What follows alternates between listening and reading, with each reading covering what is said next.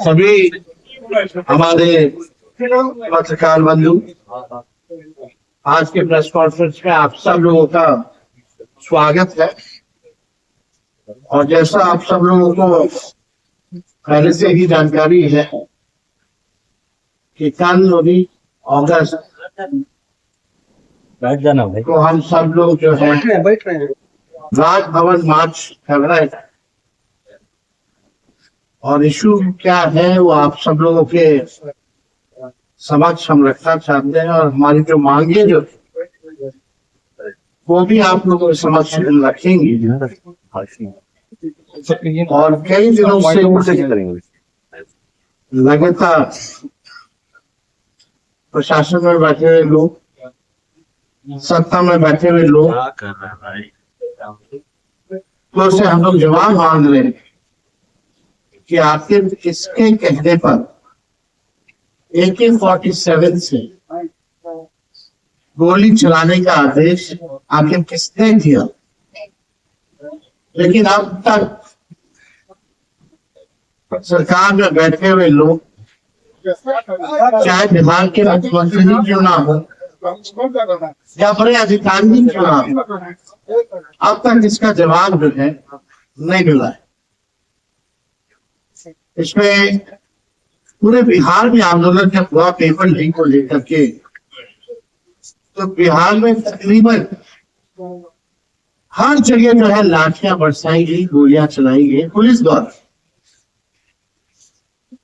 सैकड़ों छात्रों को जो है गिरफ्तार भी किया गया, साथ ही कई लोग घायल हुए और कई छात्र को, जिसमें कि 3 जो सिवान के थे, उनको गोलियां भी लगी। हम उनसे मिलकर के भी आए और स्पष्ट रूप से उनका कहना था कि पुलिस ने बेवजह गोलियां चलाई। इंटरेस्टिंग ये है कि जब ये सवाल पार्लियामेंट में जब उठाया जा रहा था, तो राज्यसभा में किरण रिजिजू जी ने ये बयान दिया कि गोली नहीं चलाई गई। और अब जब हलफनामा बिहार सरकार का हम लोग सुप्रीम कोर्ट में देख रहे हैं, तो इसमें ये स्पष्ट कर दिया गया है कि गोलियां चलाई गई। यानी सरकार में बैठ करके, पार्लियामेंट में बैठ करके भारत सरकार के मंत्री किस प्रकार से गुमराह करते हैं। और जाहिर सी बात, बिहार पुलिस जो है बिहार सरकार मुख्यमंत्री के अधीन है। सम्राट चौधरी जी गृह मंत्री भी है, लेकिन एक बार भी ना वो छात्रों से मिले, ना ही उनका कोई संवाद हुआ, और ना ही इस मुद्दे पर कोई प्रतिक्रिया उन्होंने किया। और जो हम लोग लगातार सवाल पूछ रहे हैं, कई बार हम लोगों ने चिट्ठियां भी लिखी है सम्राट चौधरी जी को, मुख्यमंत्री जी को, लेकिन उसका कोई जवाब हमको उस चिट्ठी का नहीं मिला। और एक बार भी वो छात्रों से जिनको गोली लगी, जो मेदांता में ही एडमिट थे, उनसे वो मिलने तक नहीं गए। तो स्पष्ट है कि बिना उनकी अनुमति के, बिना उनकी अनुमति के ये गोलियां नहीं चलाई गई होंगी। यानी साफ है कि उनका आदेश का पालन बिहार पुलिस ने किया, और छात्रों का, चाहे AK-47 हो या अन्य हथियार हो, उससे जो है फायरिंग की। केवल सिवान में ही नहीं बल्कि जहानाबाद में भी हम लोगों ने देखा कि किस प्रकार से AK-47 का जो है इस्तेमाल किया है। लेकिन अब तक एक भी अधिकारियों का भी निलंबन नहीं हुआ। और हम लोगों की मांग भी थी इसकी न्यायिक जो है जांच कराई जाए, वो भी अब तक जो है नहीं किया गया। एक मामूली जो आदेश का पालन करता है, जो सिपाही है, उसको बलि का बकरा बनाया गया और उसको सस्पेंड किया गया। लेकिन बिना आदेश के कोई एक सिपाही AK-47 हथियार के भंडार से कैसे AK-47 निकाल सकता है और गोली कैसे चला सकता है, ये बड़ा सवाल जो है पैदा हो सकता है। आप सब लोग जान रहे हैं कि बिहार जो है बेरोजगारी का तो केंद्र बन ही गया है, उसके साथ साथ पेपर लीक का भी जो है राजधानी के रूप में तब्दील हो गया। एक ऐसा परीक्षा नहीं होता, चाहे मैट्रिक का हो, 12वीं का हो, BPSC का हो या अन्य भर्ती को लेकर के जो परीक्षाएं कराई जाती है, ऐसा कोई परीक्षा नहीं बचा बिहार में जब पेपर लीक ना हुआ। लेकिन कोई कार्रवाई नहीं। क्यों होता है पेपर लीक, कैसे हो रहा है, कौन लोग हैं इसके पीछे? 21 साल से भी ज्यादा ये एनडीए की सरकार हो गई, लेकिन अब तक जवाब बिहार की जनता को नहीं मिला। नौजवानों के साथ, छात्रों के साथ, उनके भविष्य के साथ सरकार जो है खिलवाड़ करने का काम कर रही है। और इन सब चीजों को देखते हुए बेरोजगारी, लोगों में, छात्रों में आक्रोश है, जिस हिसाब से उनके भविष्य के साथ खिलवाड़ किया जा रहा है, इसलिए हम लोगों ने तय किया कि 19 अगस्त को हम सब लोग जो है राजभवन मार्च करेंगे। और ये मार्च जो होगा ये खुला है, हमने सब लोगों को निमंत्रण दिया है। चाहे जो भी बेरोजगार हो, ये सरकार वादा करती रहेगी कि सरकार बनने के बाद आपको 2 करोड़ नौकरी रोजगार मिलेगा। अब तक 1 लाख भी नौकरी रोजगार मिला हो तो बताओ। नौकरियां मिली नहीं थी लोगों को।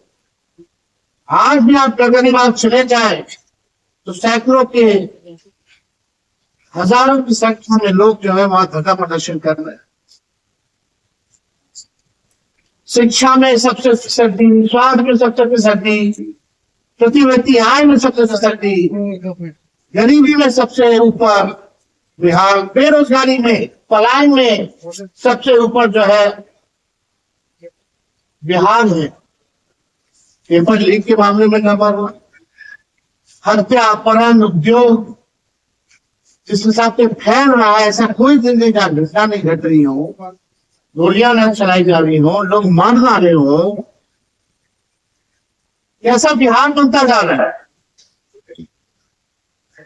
क्या यही नया बिहार बनाने की बात भाजपा के लोग करते थे? अब तो भाजपा का मुख्यमंत्री है।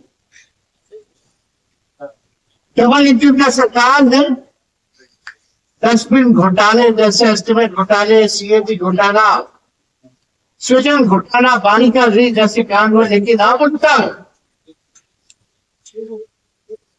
किसी लोगों पर जो है कार्रवाई नहीं की गई और इस सरकार से किसी को उम्मीद भी नहीं। 10-10 लाख रुपया देकर के, छल कपट करके सत्ता में तो आ गए, नतीजों को हेरा फेरी करके तो ये लोग आ गए सत्ता में, लेकिन अपने जो वादे इन लोगों ने किए थे, इन वादों पे एक खड़ा नहीं उतरे। और पहला ऐसा आंदोलन हुआ जिसमें AK-47 हथियार का इस्तेमाल किया गया पुलिस द्वारा। तो कल हम लोगों का एक विशाल मार्च है और अभी सूचना मिल रही है कि अभी से ही कई छात्रों को जो है उठा लिया जा रहा है पुलिस द्वारा। अभी पटना के छात्र के नेता है सुदर्शन, उनको भी जो है उठा लिया गया है। इलेक्टेड है अध्यक्ष पट्टापर। तो आप समझ सकते हैं कि कई छात्र जो है अभी से ही लोगों को उठाने का प्रयास पुलिस कर रही है, जो कि पुलिस की गुंडागर्दी है।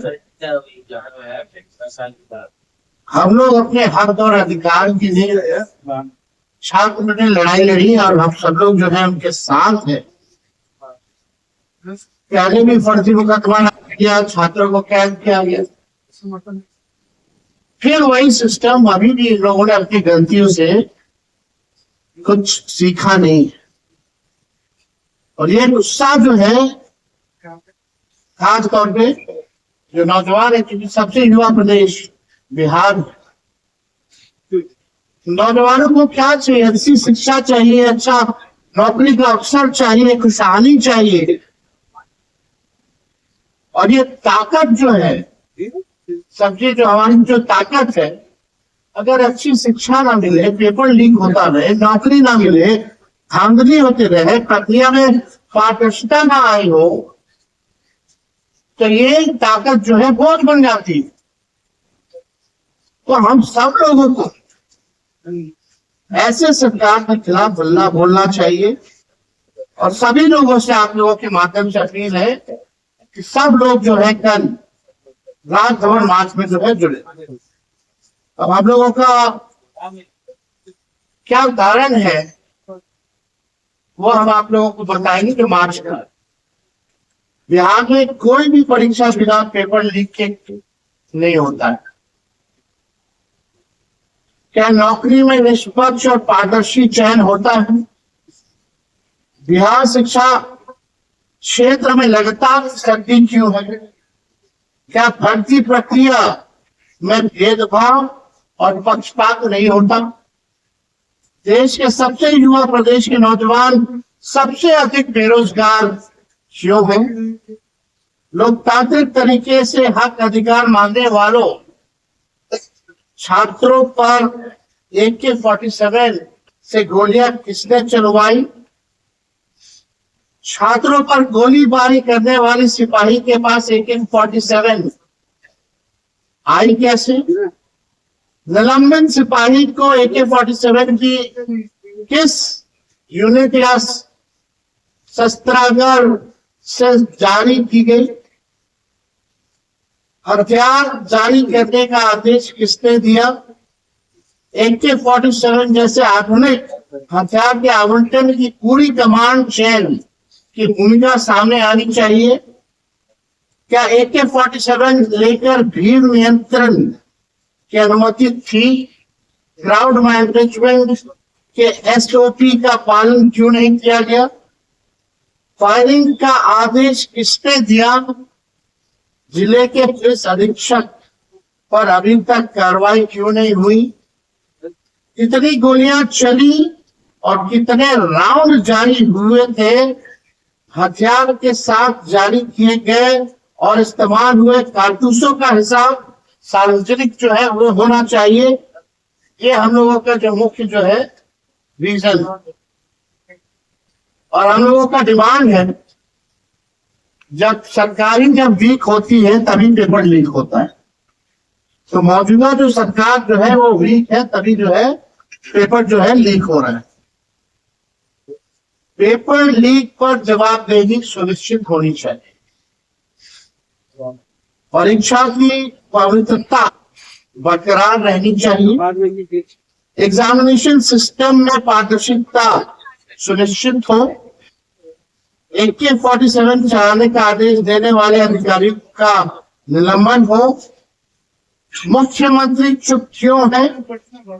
अब तक न्यायिक जांच का आदेश उन्होंने क्यों नहीं दिया? तो ये हम लोगों का जो है मुख्य मांग है। कल हमारा लोकतांत्रिक तरीके से शांतिपूर्ण मार्च है। हमारे लोगों को आशंका है कि कल भी बिहार सरकार और पुलिस अनुचित बल प्रयोग कर सकती है। लेकिन हम छात्रों और युवाओं की मांगों को दबाने नहीं देंगे, उनके भविष्य की लड़ाई लड़ते रहेंगे। तो जैसा कि कई छात्रों को अभी से ही पुलिस ने जो है उठाना शुरू कर दिया, गिरफ्तार करना शुरू कर दिया, और फिर हम लोग शांतिपूर्ण तरीके से मार्च करेंगे, तो कल भी हो सकता है कि पुलिस अपना बल का प्रयोग करे और बिना शांतिपूर्ण ढंग से जो हम लोग करेंगे उसको भी जो है स्टॉप करने का प्रयास करें। लोगों को रोका जाएगा, टोका जाएगा, चाहे लोग ट्रेन से आ रहे हो उनको रोका जाएगा, चाहे बसेस से आ रहे हो या गाड़ी से आ रहे हो, हर तरीके से प्रशासन जो है लोगों को रोकने में, छात्रों की आवाज को दबाने में ये लोग लगे रहे। लेकिन हम लोग उनकी आवाज को जो है दबने नहीं देंगे। हम सब लोग कल मजबूती के साथ शांतिपूर्ण ढंग से अपनी आवाज को जो है बुलंद आपका आंदोलन है और उससे पहले हटा दिए, एसपी बदल दिया गया है। निलंबन हुआ है या नहीं? निलंबन की मांग है हमारी, और जवाबदेही तय होनी चाहिए। अदला बदली से कुछ नहीं होता है। पुलिस मुख्यालय में कल डीएम को तबादला किया गया और आज एसपी को। हम तो वही कह रहे हैं, निलंबन के लिए मार्च कहाँ तक निकाल रहे थे एसपी? ये हम लोग तो पार्टी ऑफिस से इनकम टैक्स बेली रोड होते हुए हम लोग राजभवन जो है सर रहेंगे सर उस मार्च में शामिल। छात्रों पर नहीं चलाया सरकार पूछ रही है। हवा में AK-47 चलाया था लोग, है ना? आप ही लोग ना वीडियो जारी किए थे भाई। लोगों को गोली लगी ना, लोग घायल हुए ना, AK-47 गोलियां चली ना, कितना राउंड चलाए वही तो हम पूछे, कितना राउंड चलाया, कितना आ गया, और भी कितना कारतूस बरामद हुआ? और भी पार्टी के लोग शामिल होंगे क्या? सहयोग ये सब हम तो पहले ही बोले, ये तो खुला है। जो लोग भी छात्रों की आवाज को उठाना चाहते हैं सब लोग शामिल हो। तेजस्वी जी, सवाल ये है कि भरत तिवारी मामले में सरकार ने फैसला लिया है कि परिवार को नौकरी दी, लेकिन मुजफ्फरपुर में जगतवीर राय की हत्या हुई तो सरकार किस कानून के तहत उनको नौकरी दे रही है और उनको नहीं दे रही है? देखिए, इसमें तो चाहे पति यादव का मामला हो या हम कैमूर गए थे जहाँ एक मजदूरी मांगते हुए जो है उसको क्यों कर दिया गया। अभी एक थाने में हम जा रहे हैं मधुबनी, परसों रोशन यादव के परिजनों में ये घटनाएं हो रही है, तो सरकार को नियम बना देना चाहिए, कानून बना देना चाहिए। कम से कम उनकी आर्थिक जो है बेहतर हो।